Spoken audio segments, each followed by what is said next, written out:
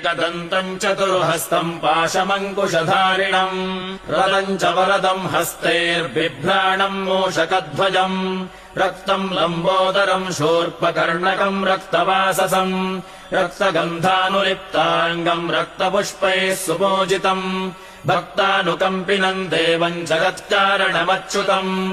आविर्भूतम् च सृष्ट्यादौ प्रकृतेः पुरुषात् परम्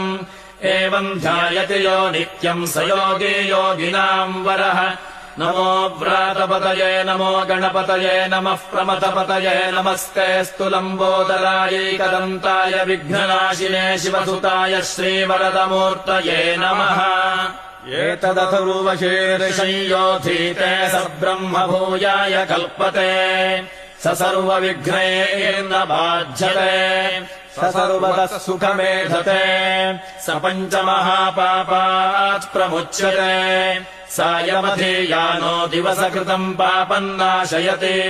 प्रातरधीयानो रात्रिकृतम् पापम् नाशयति सायम् प्रातः प्रयुञ्जानः पापो पापो भवति धर्मार्थकाममोक्षम् च विन्दति इदमथर्वशीर्षमशिष्याय न देयम् यो यदि मोहाद्दास्यति स पापीयान् भवति।